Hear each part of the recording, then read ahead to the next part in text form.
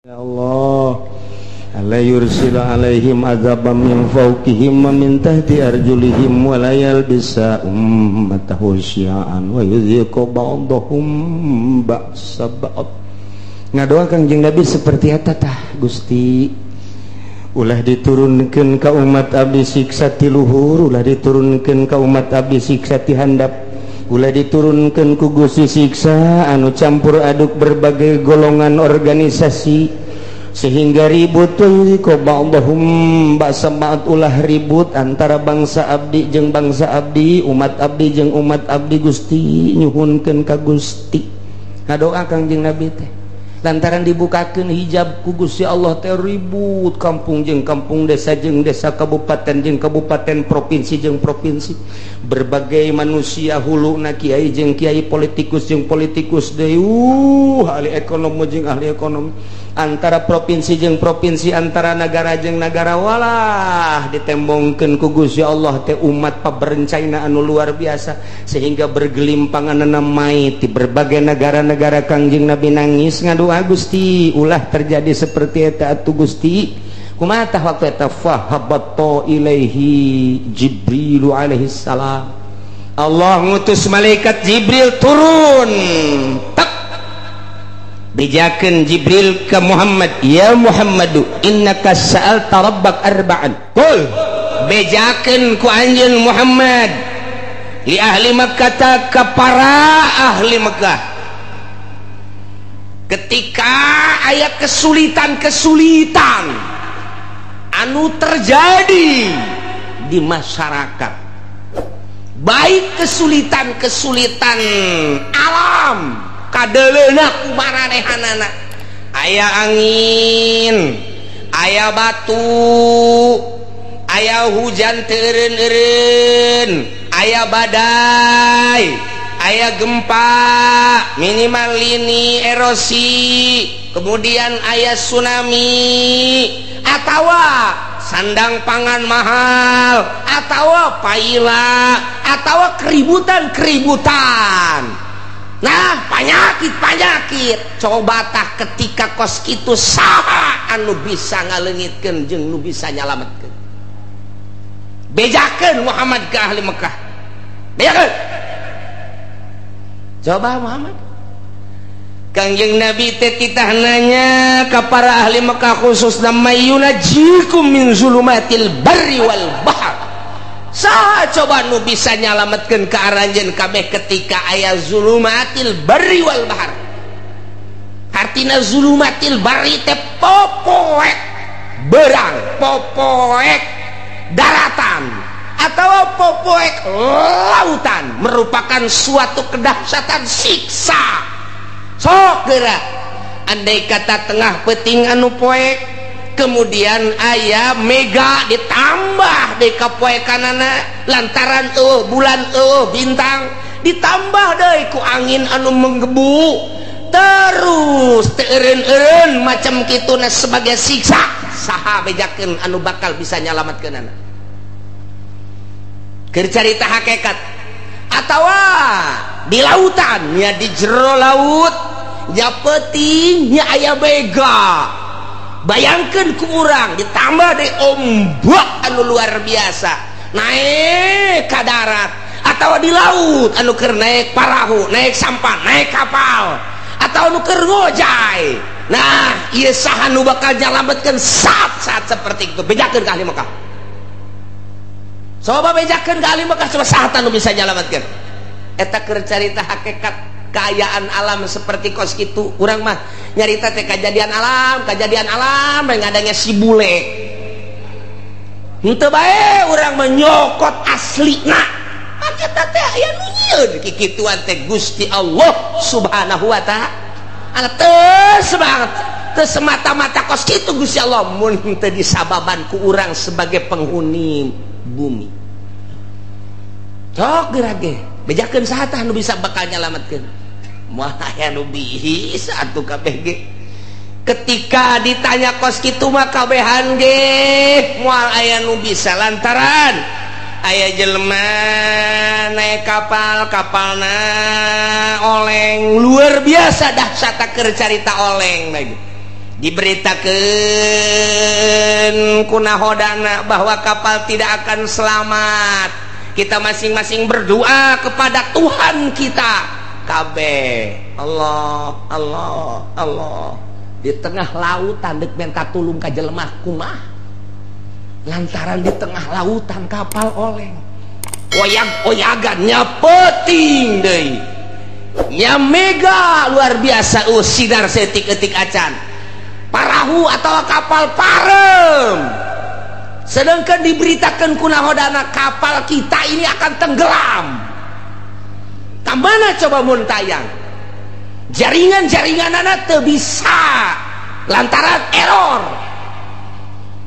telepon ke mana teu bisa, tinggal ngan ka Allah doang. Nu Katolik jeung nu Kristen geus saat eta mah pasti Allah Allah Allah. Sobat komo nu Islam sanajan nyana tukang mabok, nyana tukang zina, nyana tukang korupsi, ketika kapal lah oleh Allah Allah Allah Allah Allah Allah Allah Allahan kajen kumaha ge tah saat-saat kos kitu teh saha tah nu bisa nyalametkeun. Atau naik kapal udara biasana lewat Abu Dhabi gerbek diberitakeun ku pilot para penumpang yang baik, kapal kita menemui masalah sebab cuaca buruk di keatasin, ini gelap, di kebawahin angin besar, ditabrakin ke sono. Kita masing-masing berdoa saja. Rasanya cak pilot rasanya waduh aing geus dah deuk pilihan eueuh deui. Kalau kita buang ke kanan ada gunung tinggi, wah mending ka eta bae sana gunung bae tong. Waduh. Kita buang ke kiri laut, wah sarua bae cilaka ieu mah. Udah ini mah tidak bisa kecuali kita berdoa masing-masing kepada Tuhan kita. Waduh adong geus poho ka anak, poho ka pamajikan. Sangkilang geulis jasa ge pamajikan tetapi Allah asa dihareupeun Allah Allah Allah Allah Allah Allah. Eta keur carita kejadian di udara, kejadian di laut. Kuari kejadian gering urang sadaik Mercy ambalayah di imah, Cadillac ambalayah di imah teh, mobil Hammer kan ambalayah di imah ja urang boga perusahaan. Sawah urang tanah urang satungtung deuleu, pamajikan urang nu di imah, nu di pila, nu di hotel ambalayah lobana luar biasa. Urang kaserang penyakit jantung atau darah tinggi ditambah ku manis. Geus pupurian dia mah. Aduh. Lantaran manis dibere obat teh ieu teh kudu pahit bertentangan jeung darah tinggi. Dibere obat darah tinggi bertentangan jeung manis atau jeung emah. Nah ieu sangat bertentangan. Kumaha ya kos kitu teh? Diimpus urang di dia. Ke di rumah sakit, di ruang ICU. Boro-boro sasaha anak jeung pamajikan ge geus semeuna ngalayat. Geus di ICU bageus kieu. Mobil ambalayah di imah, perusahaan urang ambalayah di unggal kota. Pamajikan urang sakitu gareulisna nu luar biasa, tanah urang satungtung deuleu. Geus puguh pake mah kitu keneh beas di gudang geus teu kacaritakeun. Wah, luar biasa. Imah lain hiji bae. Unggal kota boga imah kuari urang aya di ruang ICU. Bejakeun Muhammad ka jelema kos kitu saha nu bisa nyalametkeun, coba bejakeun. Hartana bisa nyalametkeun, jual ku sia harta jang nyalametkeun nyana. Imah bisa nyalametkeun, sok bawa ka dinya imahna. Mobil Cadillac na tu termahal di dunia, nu bisa nyalametkeun ka dinya bawa ku nyana. Atawa wanita cantik urang Karawang, urang Surbang anu ngagel muter teh bawa ka dinya. Bawa atau orang Libanon anu cacadeun irung mata ceuli jeung sajabana bawa ka dinya. Moal aya geus kieu bae ngagolan napas lagi geus dibantu make oksigen. Dilayat ini temen bapak, temen usaha bapak, dina hatena ngabur sia. Teh hayang aing mah didatangan ku sia, babaturan korupsi didatangkeun ka dieu goblok sia. ini teman bapak pak, teman apa? Ini teman usaha bapak. Oh jangan, dina hati mangan teu bisa ngomong dah. Inditkeun aing keur ka Allah sebenarnya. Tapi lamun datang ini santri mana ya? Santri nu tetangga bapak teh nu teluk ditanya nyana dek macakeun Yasin. Diuk didinya tadi. Hayangin saat eta mata didatangan ku santri. Supaya kabantu-bantu nginget-nginget Allah. Aya laku santri mah geus kos kitu. Malah nyana teh amanat. Coba si santri teh kiai tita ka dieu kitu mang macakeun tah cai. Ji atuh keimanan mah jantung Allah. Nyana geus ge Allah teh inget ka mobil, teh inget ka imah, teh inget ka istana, teh inget ka jabatan, teh Allah. Bejakeun Muhammad. Saha nu bisa nyalametkeun saat-saat kritis model kaos kitu? Apakah nyala boga pikiran harta bakal nyalametkeun? Moal aya. Apakah nyana boga pikiran imah mewah gedung istana nu bakal nyalametkeun? Teu aya. Apakah manusia anu sering mengelilingi dirina nu bakal nyalametkeun? Teu aya. Malah gilaeun kanu kos kitu. Saha? Sebabnya nage tad'unahu tadarru'an wa khufiyah. Nyana saat eta mangadua ka Gusti Allah anu luar biasa DP na jeung sasamaran di jero hate. Bahasa sumut bage Allah-Allahan, bahasa hatena ge Allah-Allahan. Moal aya anu muntayang ka makhluk, moal aya anu muntayang ka harta, moal aya nu muntayang ka jabatan, moal aya nu muntayang ka tahta jeung kerajaan. Saat eta mah tad'unahu tadarru'an wa khufyah hiji Allah. Bejakeun Muhammad saat anu bisa. Moal aya nu bisa nulungan yang nyalametkeun kabeh ge. Saat urang keur kena musibah di kapal, saat urang kena musibah di udara, saat urang kena musibah ragag misalnya ti luhur gunung, moal inget kana naon? Urang naik gunung, mendaki gunung ke tebing tek di luhur, kemudian ragag ka handap moal inget kana naon? Allah modar sia. Saha bisa nyalametkeun saat eta? Dadung tinggal dadung, jelema tinggal jelema, moal aya nu bisa nyalametkeun. Tah, urang teh dititah teh saat-saat keur henteu kakenaan musibah, saat-saat keur teu kakenaan ku syadaid, gering misalnya kudu nol seperti eta. Nu mantak waliullah teh bisa nolkeun. Seperti jelema-jelema nu kekenaan ku dahsyatna penyakit, nol nyana pikiran anak. Tak urang teh supaya nol teh sanajan urang kadeleuna bergelimang dunia, sanajan urang kakenaan teh kitu keur sehat, tapi hate urang nol. Tah cara etalah ahli thariqah mere ka manusia guru mursyid supaya di jero hate teh ulah aya harta, supaya di jero hate teh ulah aya makhluk, supaya di jero hate ulah aya nafsu, dinolkeun sakumaha urang keur kakenaan musibah sangat kritis. Tah waliullah mah bisa dimimitian ku hudang peting, kemudian zikir ka Gusti Allah sapoe sapeting dua peting sebulan setahun, mulai dengan cara tersendiri tertentu meunang ngabimbing guru mursyid, mulai cuek lalaunan ka makhluk, mulai ka dunia, terus ka belah dieuna biasa-biasa bae dinolkeun, padahal awakna sehat, padahal teu kakenaan ku dahsyatna musibah, tapi di dirina geus nol seakan-akan kos kakenaan musibah. Nah etalah waliullah teh kos kitu, padahal sehat awakna, hatena eueuh deui nu bisa nulungan iwal ti Gusti Allah.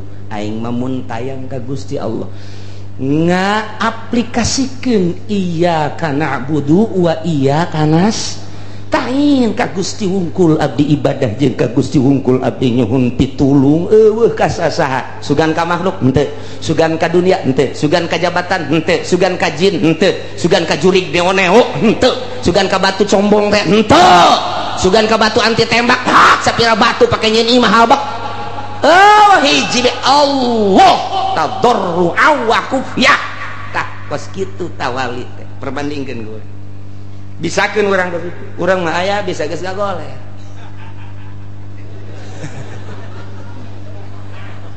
arawas beraga daing keur ka Allah recok cakna teh TV pareuman TV ngagoler badi nungguan bawa isuk bawa sore TV ya we pindahkeun budak pindahkeun abah nek zikir we ka Gusti Allah puyeng abah mah asa-asa nek di ka Allah padahal mah TV loba mobil moga segala rupa awaskeun pamajikan lagi datang ke dia lah itu perlu amat mah ngeserahin itu jaga sewa rasa tuh kos gitu mah tuh diusapan tinggal diusapan ngeuna sote keur sehat boro-boro keur ngagoler kitu nyeri hulu ge diusapan ku nu geulis geus teu hayang asana menyon bae beungeut sia tah kadaleuna ku aing eta nyeri hulu bae menyon kadaleuna beungeut padahal mah geulis nyeri hulu kok boy geus kritis geus bae ka Allah malah nu tilok zikir ge ditasbehan di dinya pan sokna kan nu gering teh padahal mah tilok zikir tilok naon tasbih boga dekir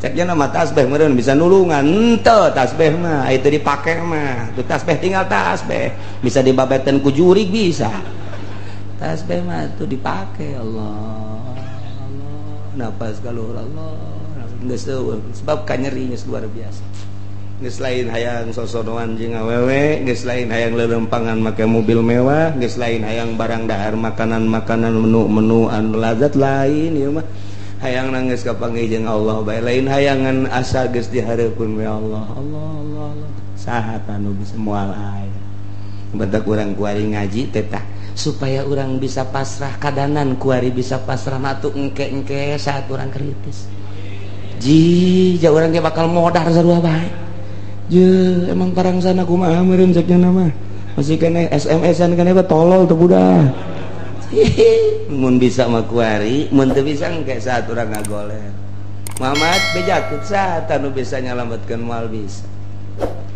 kulantaran atuh anakna ieu tanggap terus diobatan rada bray cager rada deres puyeng rada tanaga rada aya ceng remote mana sial teh urang Cikupa geloblon remote naon ki remote TV mana remote TV emang laki deket TV kesel abah TV kadegeun nu gede TV na setel seserian tolol menikmati kamara kamari saminggu ka tukang awaskeun TV garieung jangan awas kuari barang leungit TV remote na mana mun aing jadi incuna di talian gua aing jelema teh kos itu percis eta teh lain batur sia ya karim ya urang kasinggung ku Quran ya masyaallah pohara jasa ya Allah teh kos kitu tangga bejakeun ka urang percis ya Allah ya Rabbi bejakeun Muhammad saat di lautan saat anu bisa ngabebaskeun jeung nyalametkeun di saat di udara kakenaan musibah saha anu bisa nyalametkeun di saat nyana kena penyakit anu sangat kritis mun tayang ka saha bejakeun coba di saat recokna kaayaan budaya politik ekonomi riweuh saha anu bisa nyalametkeun bejakeun ka ahli Mekah qul bejakeun Muhammad ka ahli Mekah eta mah moal bisa aya anu nyalametkeun anu tatadina manehanana ngomong waktu keur kakenaan ku musibah mah ngomong nanti bari ngadoa ka Gusti Allah la in anjaitana min hadhihi lanakunanna minasyakirin cekupar-kupar Mekah lamun mah Gusti Allah teh nyalametkeun ka kami tina musibah nu sakieu dahsyatna lamun mah Gusti Allah bisa nyalametkeun ka kami tina hiruk pikukna kahirupan lamun mah Gusti Allah bisa nyalametkeun kana penyakit anu luar biasa dahsyatna nu tiba ka Gusti ka kaula andai kata dilengitkeun ku Gusti Allah nyana ngadua di jero hatena kos kitu doana mun teh mah Gusti Allah nyalametkeun lanakunanna minasyakirin kami bakal syukuran ka Gusti Allah bakal iman ka Gusti Allah kos kitu kabehan ge orang-orang musyrik di mana kekenaanku musibah mun tayangna tetep ka Gusti Allah nyana ngadua ka Gusti Allah di jero hatena baik langsung kusungut kadenge maupun jero hate jana ngaduana tabarwa wa khufya DP bari jelas tur di jero hatena langsung ka Gusti Allah lain anjaitana min hadhihi Gusti lamun teh mah Gusti nyalametkeun lanakunanna minasyakirin kami deuk iman lamun jelema anu mukmin jelema anu Islam nyana ge ngomong di jero hatena bahkan kasaksian ku babaturanana lah cenah lamun geus cager mah kula mah deuk ngaji bae deuk jeung ibadah bae moal maksiat deui babaturanna tatanggana komo keluargana mah kabehan ge ngadengekeun di barang disalametkeun ku Gusti Allah nanyakeun remote deui blon aya aki-aki lain aki-aki aya jelema budak ngora tabrakan barang tabrakan teh parah luar biasa diimpus terus dibawa ka ICU kabladieuna rada deres diurut nu pararotongna terus kieu bade mana ngomong ka babaturan geus aing mah deuk tobat moal mabok deui moal judi deui lah aing mah karasa jasa iki nyaho cager nyaho teh mun ku Gusti Allah dicagerkeun aing mah deuk ka masjid bae deuk ibadah bae geus teh hayang mah kos kitu sieun paeh cak nyana ge aju rada deres bisa make tungket saeutik Jumaah ge jam 10 batur can ka masjid jana geus ka masjid urang lembur ge nyarahueun jasa kadeuleu ku kabehan bu jadi getol eta jelema budak ngorak-ngorak keneh terus bae dihareup deui nya nama ditihang lantaran ngajojor sukuna teu bisa ditilebkeun sabulan 2 bulan 3 bulan rada deres bisa nilep masih keneh ka masjid kan jam 11 terus ku ari mah geus teu kudu make tungket ka masjid keneh ngan jam 12 kurang 10 ku ari mah bisa deui naik motor babarengan jeung baturna geus teu wauheun ka masjid eta di Cikupa aya nu kos kitu percis jasa aslina mah urang Cilongok sih Cilongok Gandu kos kari itu ya nyada ge ngomong di jero hati naing lamun cager mah deuk ibadah bae ka Gusti Allah moal maksiat deui ieu teh percis kos urang Mekah andai kata lain anjaitana min hadhihi lanakunanna minasyakirin kos kitulah manusia kos kitu manusia ya Allah ya Rabb Gusti Allah bejakeun Muhammad ka para musyrikin Mekah ka para kufar Mekah moal aya nu bisa nyalametkeun janang aing tamah nu bisa nyalametkeun bejakeun Allahu yunajjikum minha wa min kulli kab Allah nu bisa nyalametkeun ka ranjeun kabeh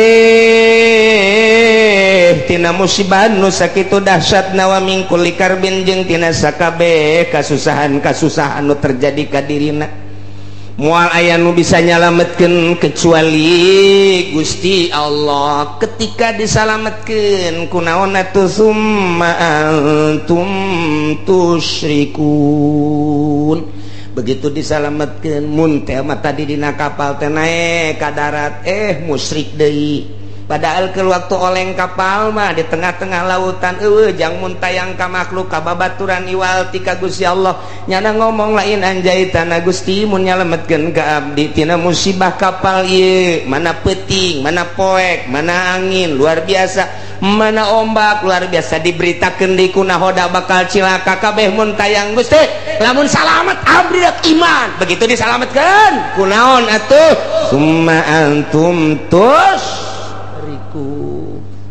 ya Allah iyalah kabehan ge kos kara ditu tah eta keur carita anu musik nu iman kitu keneh jero kapal teh kos kitu bae Gusti abdi mah ibadah bae ka Gusti lamun teh mah ku Gusti disalametkeun geus moal maksiat lantaran payah geus asa dihareupeun mata bae Koyak-koyakan kapal teh geus luar biasa. Geus deui pake kaingat hiji we Allah napas ka luhur kahandap Allah disalametkeun ku hari ku Gusti Allah.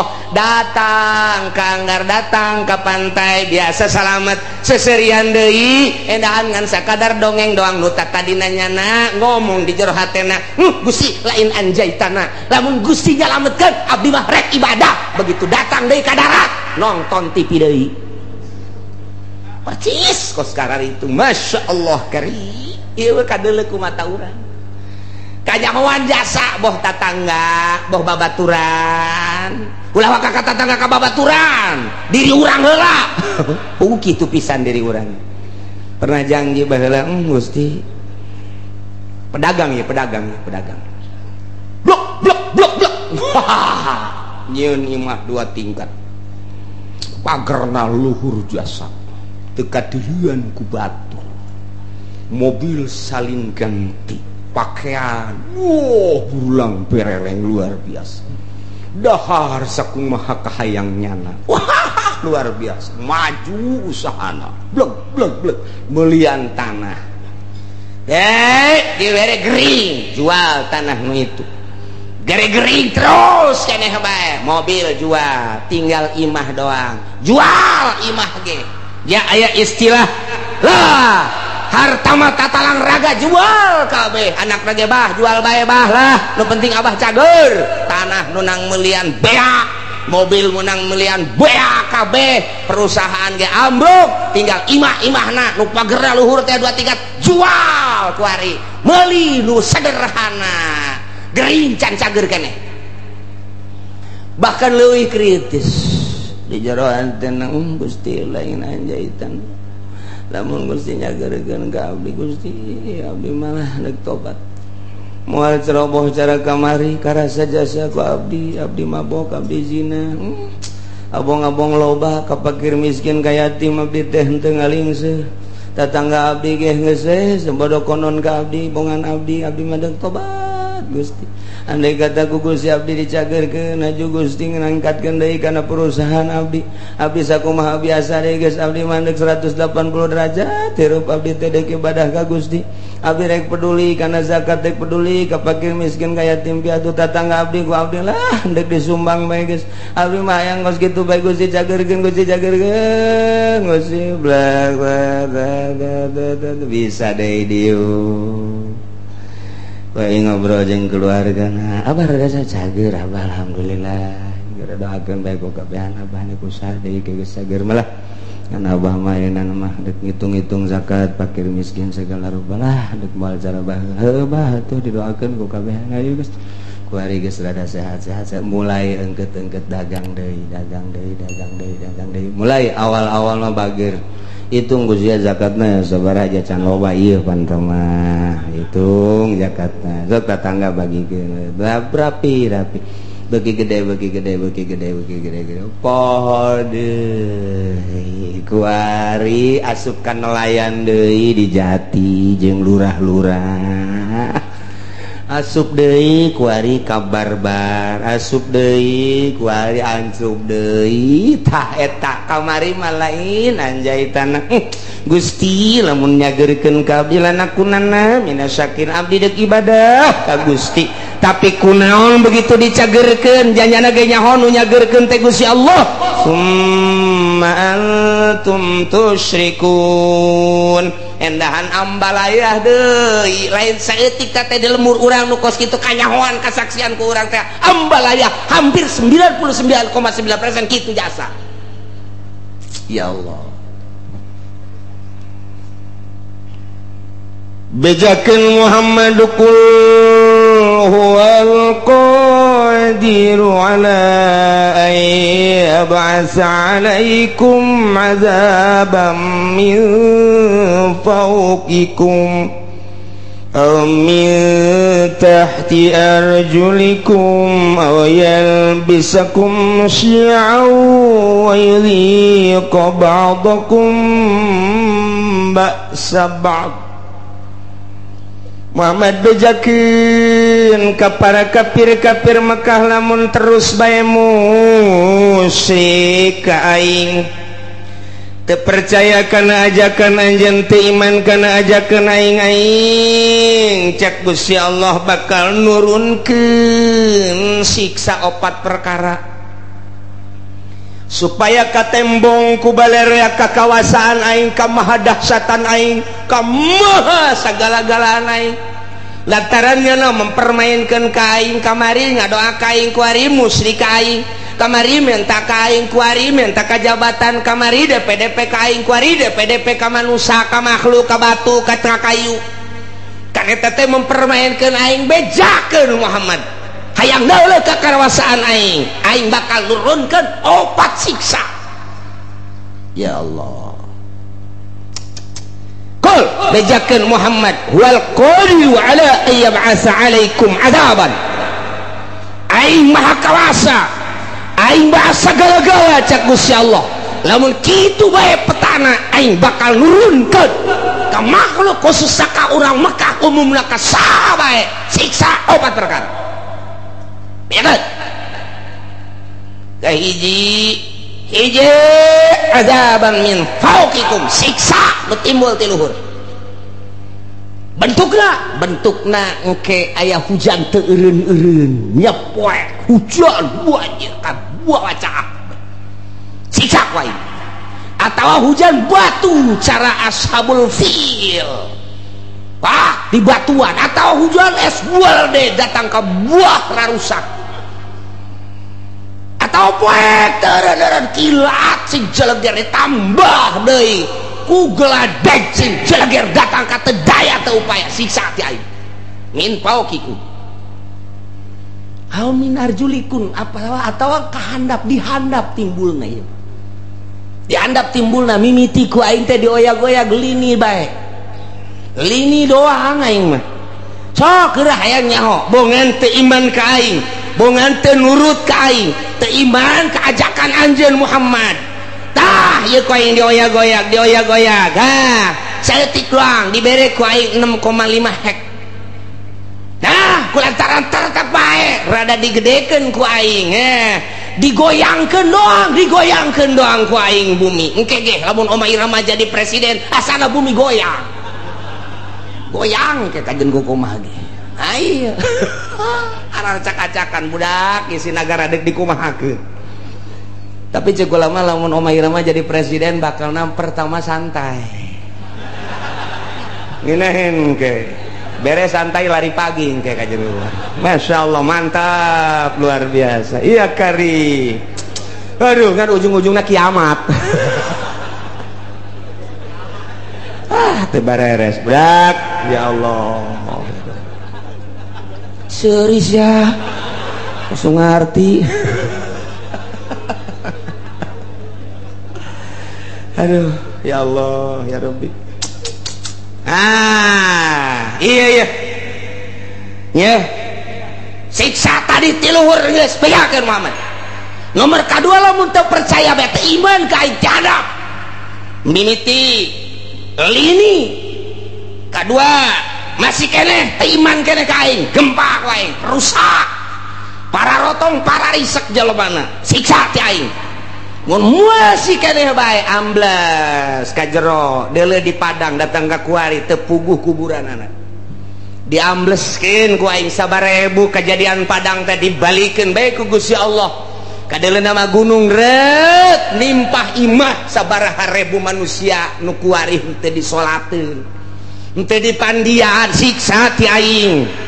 Atau tsunami model Aceh sia 200.000 manusia orang Indonesia sekaligus ya, tambah jeung orang-orang luar tsunami luar biasa tambah ku aing encan inget keneh bae ka aing tambah ku aing tuh tsunami di Ciamis Pangandaran encan inget keneh bae gunung ku aing dibitukeun can inget keneh bae Lapindo ku aing hayo sia perindah ka mana sia can inget kene bae sia ka aing can iman kene bae tambah deui sia ku aing awas sia sakali ieu di Banten sia ku aing Gunung Merapi sia kena datang ke Bojong sia ka Pasar Kemis mah ulah liwat kesempatan.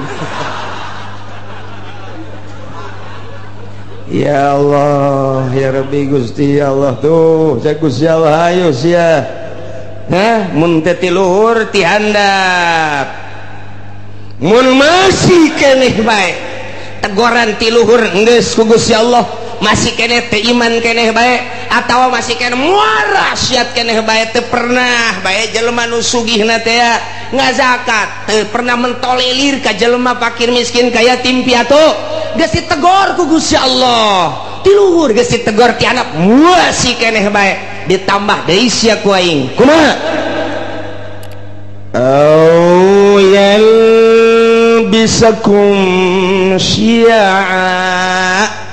aing nyampur adukeun kana berbagai golong-golongan anu berbeda-beda kahayangna nu bakal ngajadikeun bibit daripada permusuhan mimiti nyeun organisasi ieu lantaran aya nu deui nu boga kahayang nyieun deui organisasi ieu aya deui nu boga kahayang nyieun deui organisasi ieu aya deui nu boga kahayang nyieun deui perkumpulan ieu aya deui nu boga kahayang deui nyieun deui perkumpulan antara organisasi-organisasi teh eta teh teu alalakurna mulai dirinya bibitna kalaluar haju bae silih omong haju bae silih tengkas mulai tidinya teh silih geles tak teu eureun atawa parpo padahal mah jangan bangun bangsa jeung nagara tapi kulantaran beda-beda kahayangna ieu hayang di satu sisi hayang ngaberesan nagara di satu sisi deui mah hayang nyokot danana doang lantaran gede ti nagara kabeneran dibuka demokrasi teh teu meunang dicegah-cegah mulai nyan parpol urang ge mampu daknya kurang kene nyieun deui geus teu kahitung ku ari urang lembur mah bingungeun loba-lobana beda misi jeung visina ambalaya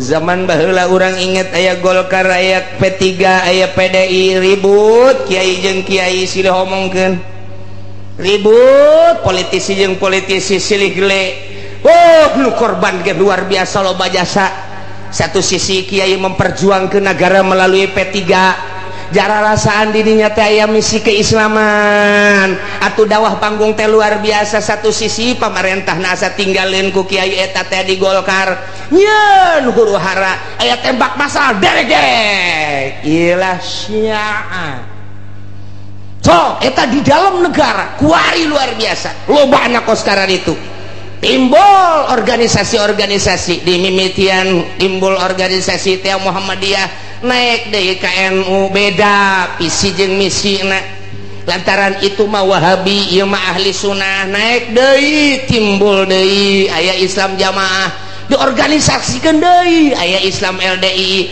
diorganisasikeun aya NI diorganisasikeun deui aya HTI diorganisasikeun deui aya Islam Jaulah diorganisasikeun deui aya Islam aliran kepercayaan diorganisasikeun deui aya Islam Thariqah diorganisasikeun berbagai Islam beda kabeh suarana timbul huru-hara aya di Qur'ana kos kitu mantak ahli tafsir mah senyum bae teh aneh ja Gusti Allah geus nyaritakeun lobana kahayang merupakan siksa lantaran naon poho ka Gusti Allah kabeh ge di balik jeung organisasi aya udang iya aya udang di balik batu tah eta mah kos kitu tah nah nu mentek nyen organisasi sok geura desek komo dek aya kepentingan negara bisaan jasa Soeharto mah buat organisasi Pancasila buat KNPI buat organisasi tek-tek jeung bengekna dijieun supaya ngadukung ka ditu anu henteu milu kadinya sok deui tumpas kot kitulah kaayaanana kiai bisa antara kiai Golkar jeung kiai P3 jeung kiai PDI kuari teh dimodernkeun kiai modern jeung kiai salap ribut luar biasa kiai salap jeung kiai salap ribut tuh ieu teh geus aya ieu teh merupakan siksa lantaran kabeh teu ka Allah ieulah siksa ti Gusti Allah au syi'an au yalbisakum syi'a teu karasa ku urang toel ku urang kiai eta tuh aing sarua ka Allah jeung ngaji kos kari itu ngomong toel kiai nu sok sangeunahna bae loba omong ayo bae orang berjuang saya diri aing di dia kabeh teu bisa dihijikeun visi dan misi disatukan teu bisa kabeh ngabogaan visi jeung misi nu berbeda-beda ribu ya karim masya Allah lamun sarua dek ngabangun bangsa jeung negara atuh daon make jeung silih gele silih tumpas silih omongkeun silih ajukeun ya Allah ya Rabbi kuari geus 3 di Indonesia anu maktak ngajadikeun huru hara besar KPK polisi hiji deui naon ayo cepet ya kuari geus jadi 3 ngakar tak geus masya Allah geus teu bisa naon kitu ngaranna harmonis kuari teh geus dihandapna geus siap dek perang kuari abri geus kabagi 3 pihak ieu pihak itu pihak ieu dah geus kos kitu di Indonesia lantaran boga kahayang pancenah ieu teh negara urang pancenah ku urang dibangun danana kan ti masyarakat kunaon atuh kuari teh kos kararitu polisi geus teu percaya ka KPK KPK geus teu percaya ka kitu yudikatif geus teu percaya deui ka legislatif geus teu percaya deui ka eksekutif main silih salahkeun DPR kuari nyalahkeun polisi polisi kuari nyalahkeun KPK KPK terus bae nyalahkeun DPR DPR nyalahkeun polisi polisi nyalahkeun KPK ti BPK ngajukeun berpermasalahan supaya tetap diangkat eksekutifna kuari kasienan berontak melalui yudikatif ieu negara urang ieu negara urang deuk kumaha coba pikir cenah dek ngaberesan masyarakat nyanana beresaneun nyanana beresan urang mah teu kumaha je kieu bae nongton nyana ieu teh kuari teh kos kitu mun hayang nyaho di negara urang lamun nu sok mengamati politik di Indonesia seperti eta geus teu kudu nonton TV teu kudu ngadengekeun radio ngaji sia di dieu bakal nyaho nah saya kieu nyaho ti mana aing mah susuganan bukan aing mah susuganan kos kitu bae lah pokona mah lamun aing salah deleukeun je nu mantak sakieu deui bakal ditangkep kaje nu di luar mah ulah geuna nyaho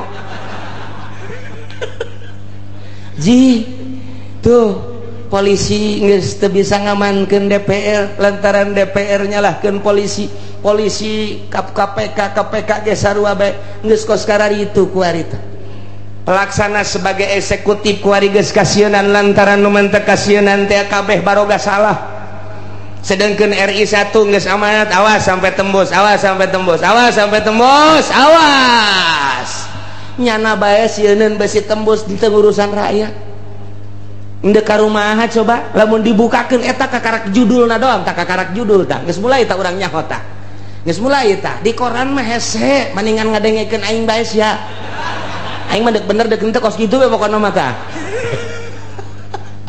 je emang kumaha gitu masyaallah timbul yal bisa kumsyian eta secara nasional secara internasional nah campur tangan bule di urang emrik hayang cicing di urang berleha-leha di nagarana teu boga potensi bumi teu boga potensi negara hanya jual beli alat perang hasil produksinya na cau eueuh di Amerika mah hui eueuh di Amerika mah sueg mah komo eueuh jasa di Amerika mah mun urang ka Amerika coba urang ka ditu teh hayang sueg moal aya di urang teh hayang sueg jeung naon atuh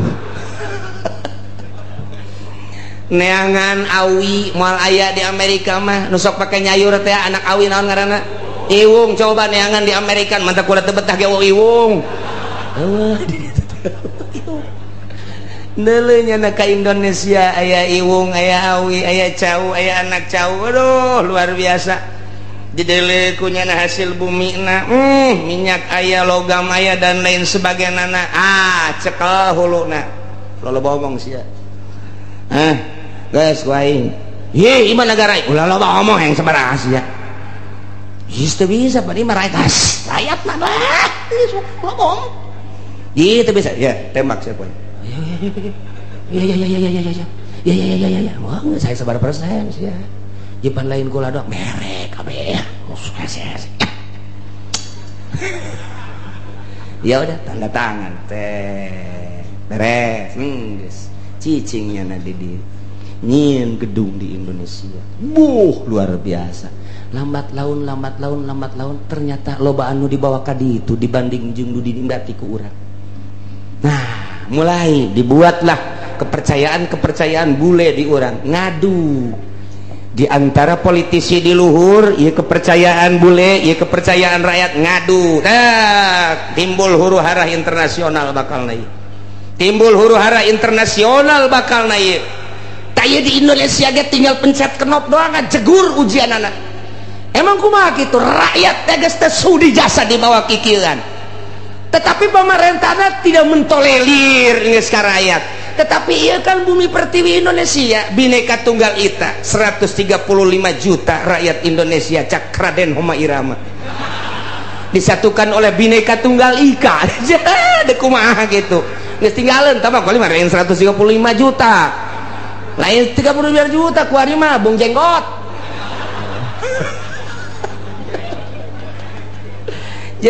nah iya huru-hara internasional geus mendekati di Indonesia. Terjadilah di luar Indonesia dulu Irak akibat yalbisakum syi'a wa yudhiqa ba'dakum ba'sa ba'd dibere nyicipan ku Gusti Allah siksa sebagian bangsa jeung sebagian deui. Hah kuari mah serang kital peperangan ieu geus dibejakeun ku Gusti Allah tak ieu ayatna. Ulah kaget lantaran lu hiji nyembah ka Gusti Allah Irak Baghdad lu hiji nyembahna ka patung beda potensi nu aya di Irak loba luar biasa lobana. Amerika teu bogaeun di dinya teh tah di dieu teh panas Amerika serang geus dikibarkeun bendera salib perang luar biasa di dinya muatanna loba. Diawali ku potensi bumi nu dipake kahayang ku Amerika lantaran teu daya teu upaya supaya menggebu. Nah bendera salib perang salib kuari dipaekeun perang lah dahsyat ti ditu modar ti dieu pae wabeh ngaran-ngaran perang mah pararah bae yalbisakum syi'a wa yudhiqa ba'dakum ba'sa ba'd ditimbulkan ku Allah bakal siksana kumaha ialah diaduk-aduk ku Gusti Allah melalui syiar organisasi golongan-golongan wa yudhiqa ba'dakum dibere ngasaan ku Gusti Allah sebahagian bangsa ba'd ku siksaan sebagian bangsa deui perang multinasional jeung Irak dia kasaksian ku urang selesai eta berangkat deui Libya selesai Libya Syria suara nu datang ke urang geus macam-macam urang mun maca koran lokal mah kos kieu mun maca koran internasional mah kos kieu mun maca berita-berita mah kos kieu tinggal urang bae bingung sementara nu boga berita asli nu bogana adalah Amerika urang teu daya teu upaya soal berita aya ge senundupan berita nu asli apa iya apa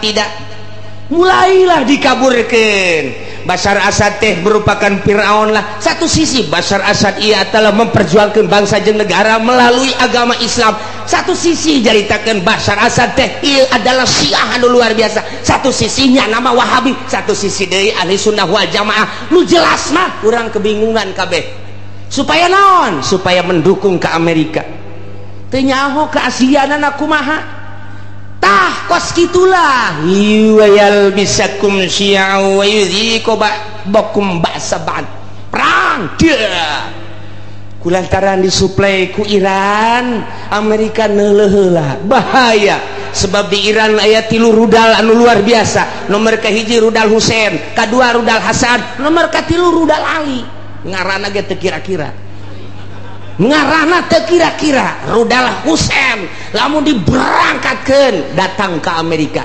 rudal Hasan bisa ngajegur jang Amerika rudal Ali mah bisa neangan musuh susulundupan ndeu kumaha coba hayu cak Amerika keketaan heula jieun heula coba hayang nyaho ku urang sok pancing melalui Israel melalui Israel berangkat der jeung Palestina menang Amerika eta teh. Begitu dahsyat luar biasa. Nah, Palestina supply dar. Hanya 9 hari Israel kabur. Tinggal cek Amerika angkat ulah bahaya ya bahaya. Kita cari dulu lain eureun neangan kelemahan. Kos gitulah ieu keur carita yal bisakum syi'a wa yudhiqa ba'dakum ba'sa ba'd. Disiksa ku Gusti Allah ku diluhur geus, dihandap geus melalui tsunami siksaan kurang kumaha dahsyatna.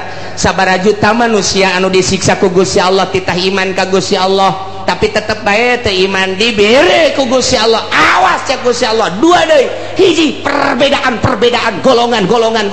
Nomor kedua titah ngarasaan antara golongan, antara negara, antara bangsa, ribut peperangan modar kene. Kaharti apa puyeng nyeuneh teh.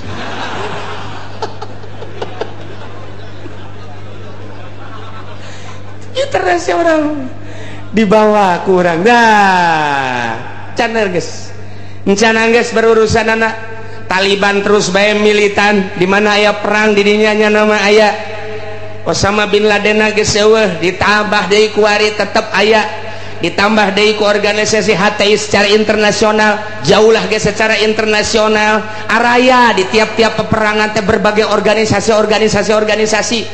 ja peperangan kamari bae di Israel orang Indonesia bagi aya ka ditu kok nyeplos ka ditu model urang teu nyaho aya nu nyeplos kos kitu lamun teu direkomendasi ku RI da moal bisa. Sementara kapan urang teh negara teh aslina teh manut ke Amerika tapi kok aya orang Indonesia di ditu ja perang Irak aya orang Indonesiaan di ditu perang Iran aya orang Indonesiaan di ditu i urang Indonesia mah asana mah nya nama Okos Bunglon ya nama bisa kade-kade tuh batak Indonesia lain lalagaan ditakuti ku orang Amerika teka caritakeun orang Palestina di Palestina aya orang Malaysia teka caritakeun di Palestina aya orang Thailand teka caritakeun di Palestina teh orang Korea tapi orang Indonesia mah aya di ditu malah ke waktu perang kamari multinasional aya nu nembak begitu dibuka ieu penyet irungna. Lah, cek orang Amerika, iya mah lain orang Irak, lain Iran, lain Taliban. Coba status seorang mana? Begitu di dalam, ya karib, kurang putak. Anu gede hutang teh kabur ka ditu. Paeh hirup-hirup ceknya naing daripada Indonesia sangat diperhitungkan, masya Allah. Tak poso ribut poso nasional teman-teman.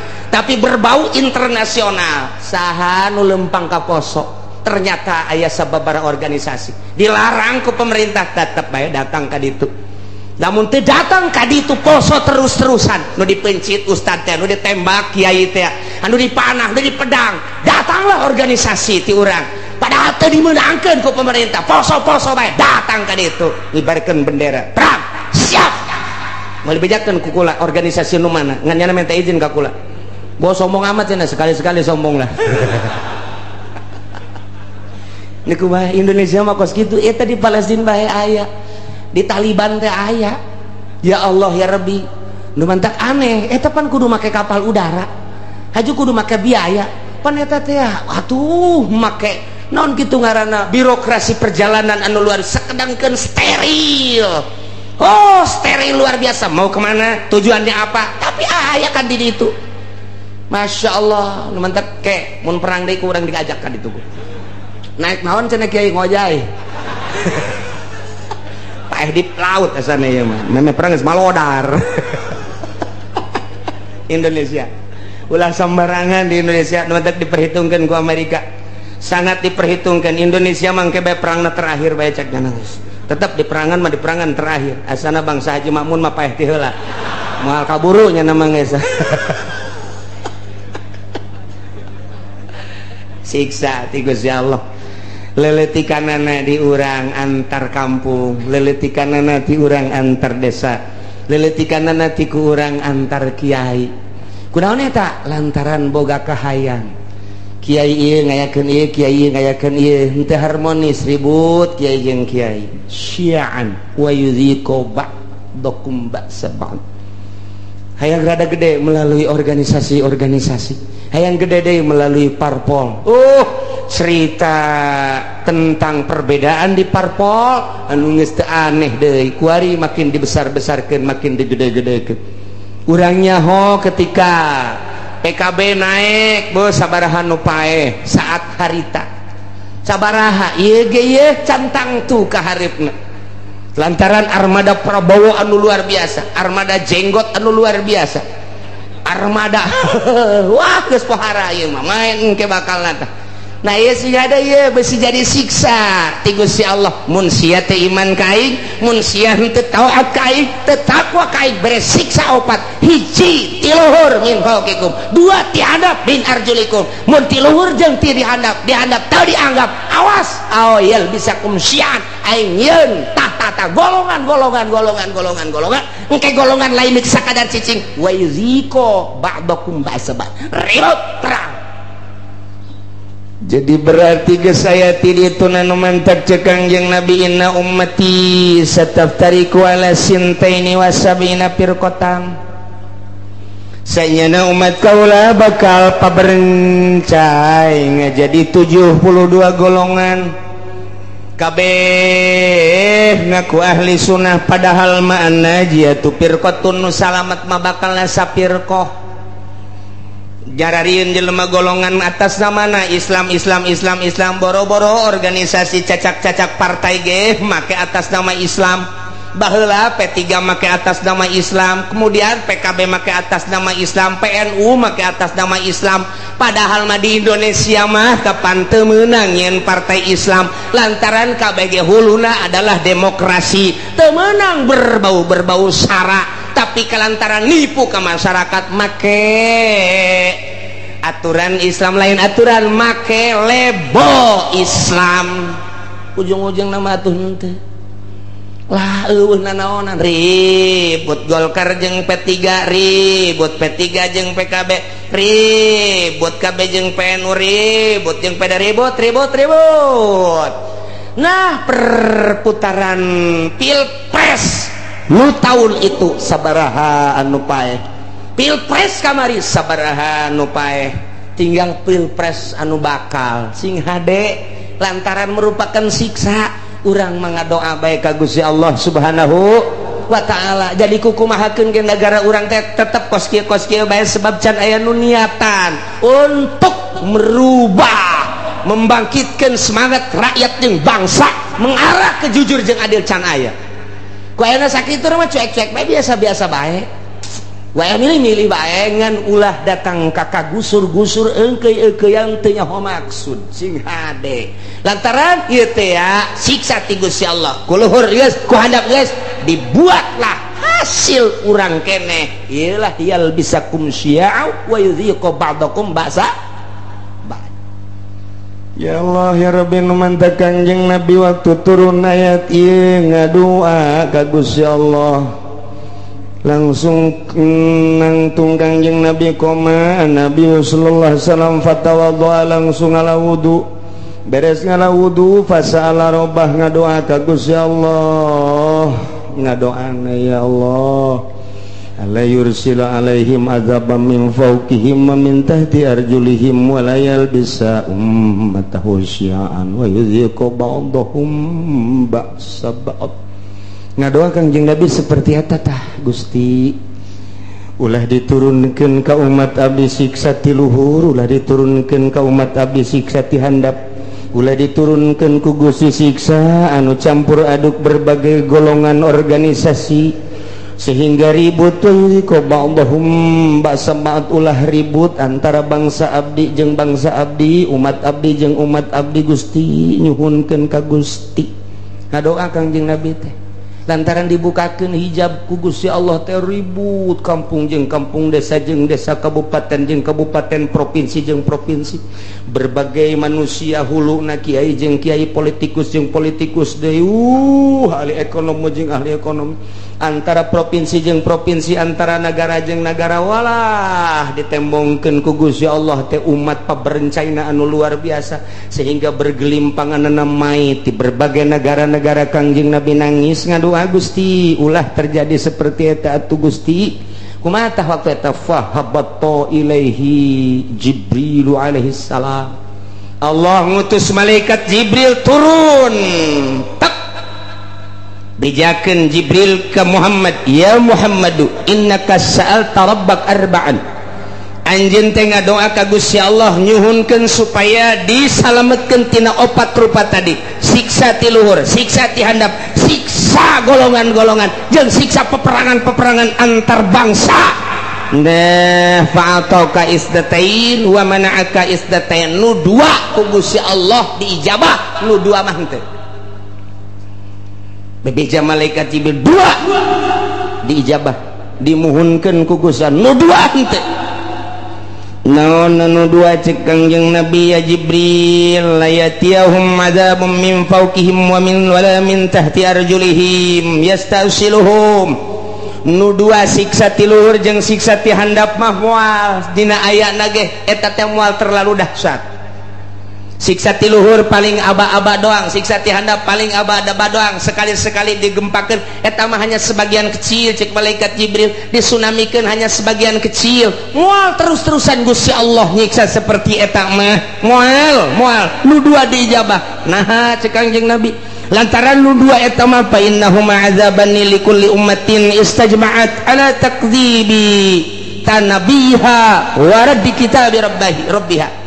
Lantaran nu dua eta mah patalina jeung kaimanan ka pangeran jeung kaimanan ka kitab pangeran. Geus urusanana di pangeran teh mah. Lantaran nya teh iman bae atau maksiat bae, teu percaya kana Al-Qur'anul Karim atawa ngarobah status hukum Al-Qur'anul Karim. Ku Allah dibereng teh ti luhur jeung ti handap ala kadar doang Muhammad teh mah. Moal dahsyat jasa moal. Moal nu dua mah tetep diijabah sanajan aya ala kadar. Anu dua deui, nah lamun nu dua deui mah Muhammad eta mah cek Gusti Allah ditahan tamah, walakinnahum yalbisuna syi'an wa yudhiqu ba'dahum ba'sa ba'd. Nu dua ieu mah hiji bakal timbul golongan-golongan eta mah teu diijabah ku Gusti Allah. Nomor kedua bakal ribut antara umat, antara agama, antara bangsa, eta moal diijabah teu diijabah tetep tama bakal terus bae eta mah. Bahkan wa yudhiqu ba'dahum ba'sa ba'd, bakal ngarasakeun peperangan antar negara jeung negara. Geus aya ti dituna nu mantak ahli tafsir mah ketika perang Irak Amerika taneh, ketika perang Libya taneh, perang deui Palestina taneh, lantaran geus aya dina Al-Qur'ana awyal bisakum syi'an wa yudhiqu ba'dakum ba'sa ba'd.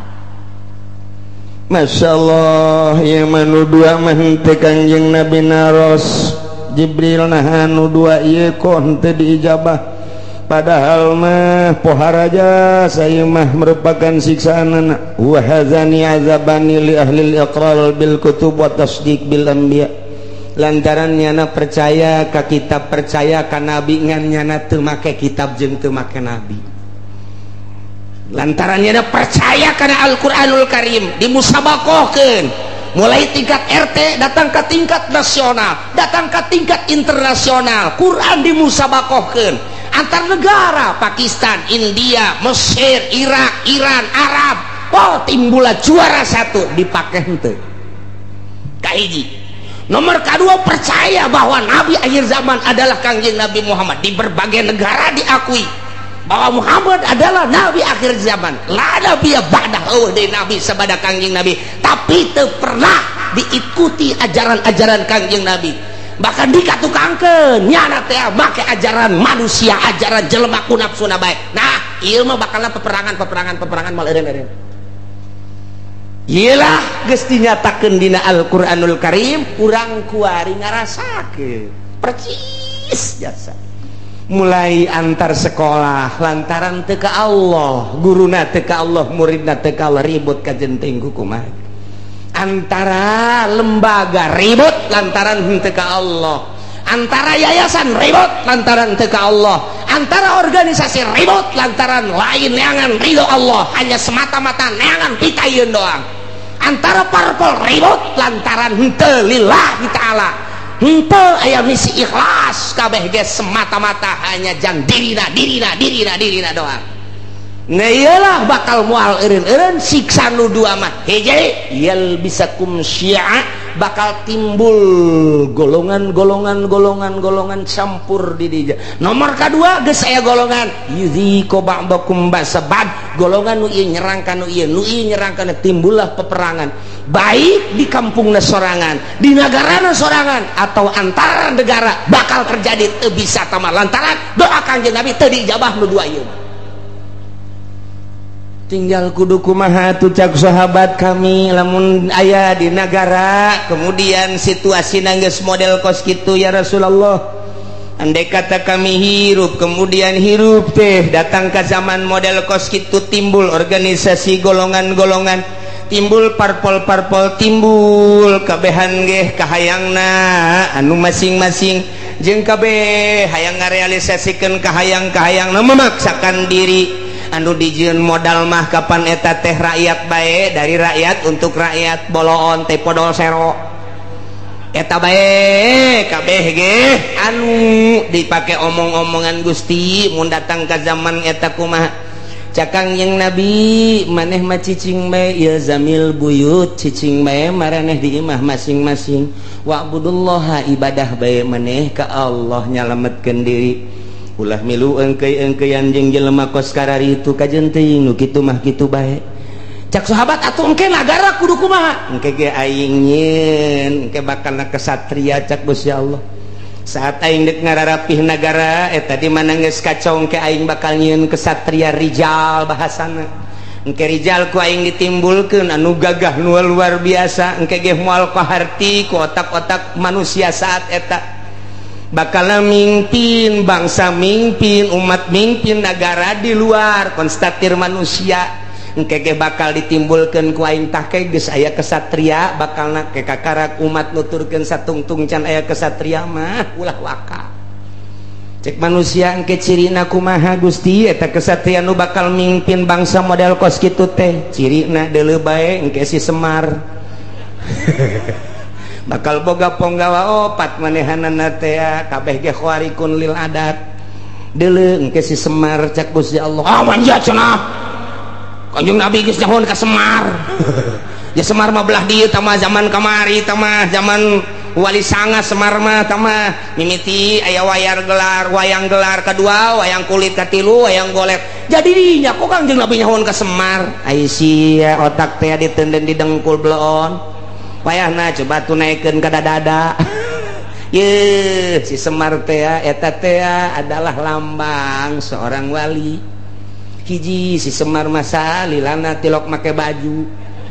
Nomor kaduanya nama lamun lempang tilok rurusuhan. Nomor katilu di mana lempangnya nama luak liek bae. Eta si Semar kos kitu. Jeung deui tara bertindak di mana-mana encan musyawarah jeung si cepot. Sia seuri sok tonton beureunnya. Tetepnya nama kudu musyawarah heula jeung si Udel jeung si Cepot jeung si Gareng, tetep musyawarah ke masukan tidinya. Berarti nyana nama tilok turun langsung kege aya tangan-tanganna tetep ahli Allah bae. Kitu jadi didukung ku para ahli Allah. Geus lamun make bajuna hurung herang keneh lain si Semar tah mah. Geus urang teh angan ke calon presiden anu henteu make baju. Ah siapa bodoh jasa siapa? Aduh bodoh jasa teangan ke calon presiden anu henteu make sepatu, teangan coba anu make sempak doang mantap biasa ieu mah atuh geus bae ku urang duetkeun Oma Irama jeung Rita. Ya Karim ya Allah ya Rabbina ieu ku Kangjeng Nabi disilokakeun engke ge aya ahlullah al-arif billah nu bakal mimpin negara nu mantak baheula teh kurang kumaha gagahna di Indonesia berbagai kerajaan-kerajaan coba Sunan Rahmat diutus ku Gusti Allah dilanjutkeun ku para sunan diakhiri ku Sunan Cirebon eta kabeh ahli-ahli Allah Subhanahu wa taala. Banten nu katengah telah degeulna lantaran boga ilmu pucuk umun di dinya di mana hibar satungtung deuleu ngalengkah 40 imah kalengkahan diutus ka dieu teh Maulana Hasanuddin ahli Allah tumbang nu kos kararitu kuari ge lain teu nyarekel kana ilmu kabeh ge ieu bangsa di DPR pusat teh nyekel ilmuna ilmu dugala kabeh. Lantaran manehanana ditembak supaya ngebul di anu supaya anu nyekelna ilmu kararitu wungkul lantaran ieu nu kuari mah tapakna kabeh ge di Pelabuhan Ratu jeung Nyi Roro Kidul. Masya Allah satungtung can kadeuleu ke bakal aya kiai ge menyuarakeun kiai nu asli ikuti. Kurang lamun di deuleu kamari eta Gus Dur teh Kosi Semar ja. Percis Kosi Semar. Coba ge amati coba. Coba ge amati ku tukang wayang makanya nyahoan ge. Satungtung can aya ulah waka. Lantaran ieu mah raradutan kabeh ge. Ge salametkeun diri urang saat engke sakedeung deui urang batur ihyak-ihyakan urang mah Allahu Akbar. Batur kampanye urang mah salat duha be Allah duitna mah cokot teh tah sia mah sok kitu bae sih blon jadi benerna ieu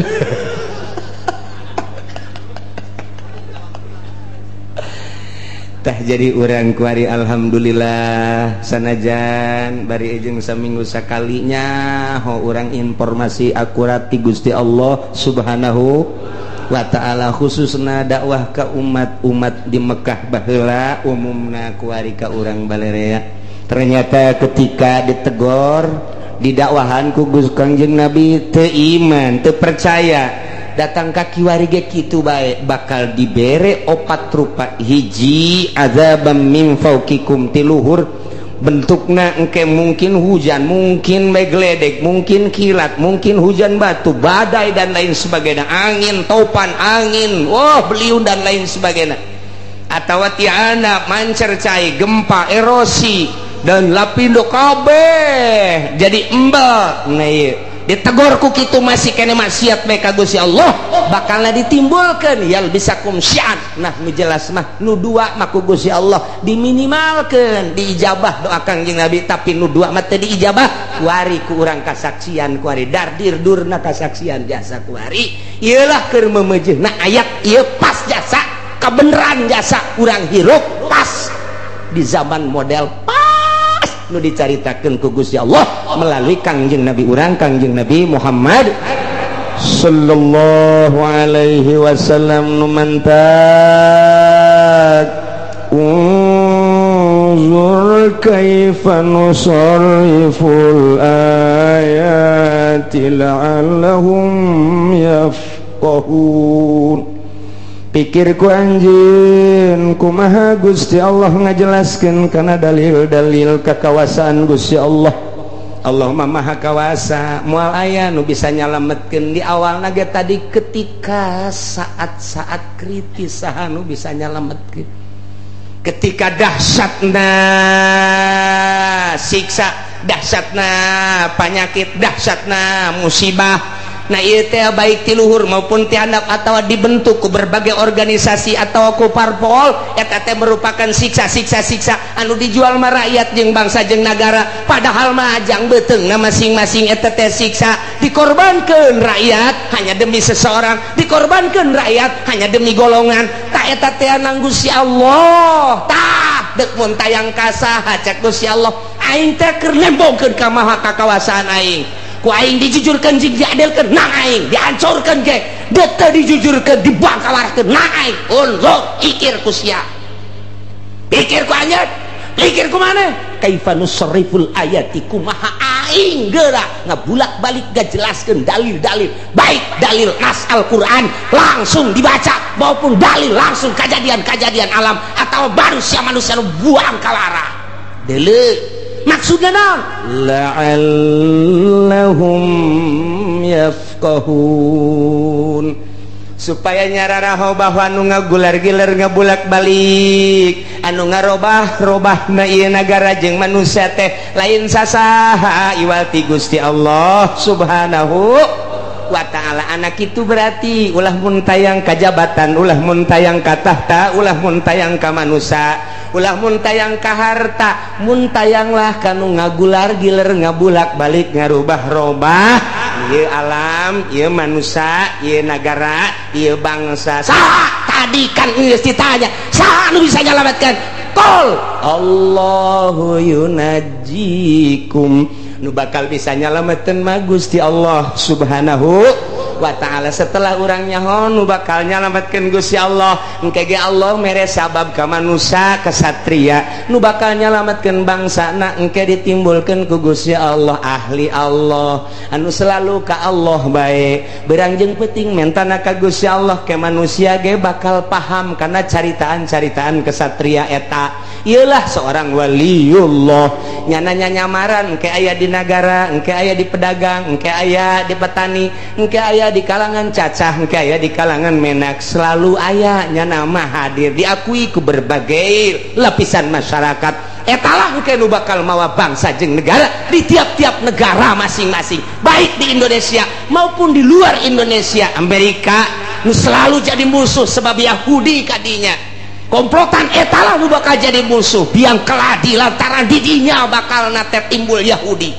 anu bakal jadi sasarana tatap Islam baik mulai di timur tengah datang ke urang kadir.